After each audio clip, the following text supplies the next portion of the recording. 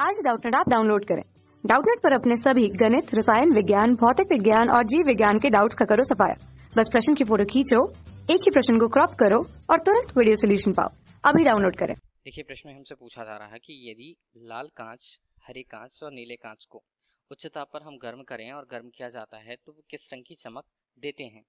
तो अगर यहाँ पर कांच की बात की गई है तो कोई एक पदार्थ, सामान्य रूप से पदार्थों की बात करते हैं, तो कांच हमारे पास है तो वो अलग अलग रंगों के हैं। तो हमें दिया हुआ है कि वो पहले तो लाल रंग का कांच है, फिर साथ में हरे रंग का कांच है और फिर नीले रंग का कांच है।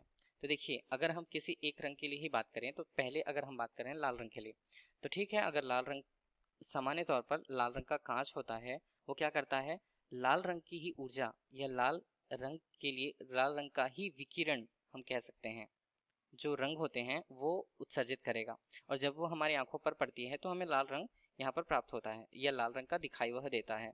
ठीक है, इतना हमने समझा।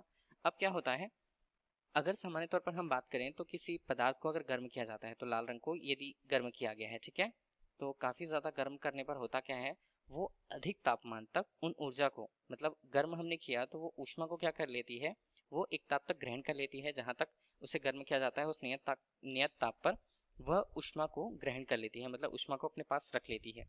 इस तरह से उसकी ऊर्जा बहुत ज्यादा हो जाती है। अब ऊर्जा अधिक हो गई है, अब हम इन्हें एक सामान्य रूम पर या सामान्य कमरे पर ले जाते हैं, सामान्य ताप पर। तो अब क्या करेगी, पदार्थ के लिए उसका गुण होता है कि वो तापमान कम होने पर ऊष्मा का उत्सर्जन करती है। तो कमरे पर ले जाएं, तापमान वहां कम होगा तो ये क्या करेगी, ऊष्मा का उत्सर्जन करेगी। तो हम उसे ऊष्मा उत्सर्जन कहेंगे। उत्सर्जन किस रूप में होगा, उत्सर्जन फिर से होगा विकिरण के रूप में, जिस रूप में उसने प्राप्त करा था। ठीक है, तो ऊष्मा विकिरण जो होती है वो किसी पदार्थ से उत्सर्जित होने वाली ऊर्जा विकिरण जो होती है वो किसके व्युत्क्रमानुपाती होती है, वो तरंग के, तरंग दैर्ध्य के यहाँ पर व्युत्क्रमानुपाती होती है। इस तरह से विकिरण अगर हम देखें तो विकिरण का मान जितना ज्यादा होगा, तरंग दैर्ध्य का मान, मतलब उससे उत्सर्जित होने वाली तरंग दैर्ध्य का मान उतना ही कम होगा। और हम जानते हैं कि लाल रंग का तरंग दैर्ध्य सबसे ज्यादा होता है।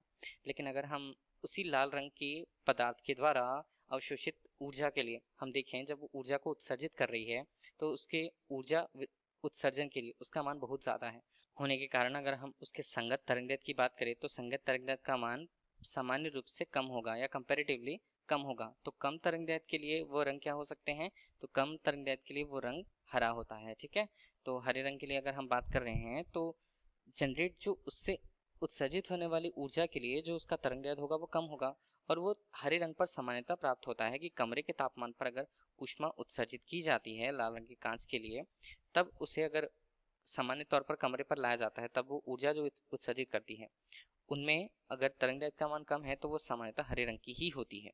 तो इस तरह हमें हरा रंग दिखाई देता है। तो इस तरह हमने क्या बात किया कि लाल रंग का जो कांच है वो हरे रंग का यहाँ पर ऊर्जा जो है उत्सर्जित करता है, तब हमें उस रंग की चमक दिखाई देती है।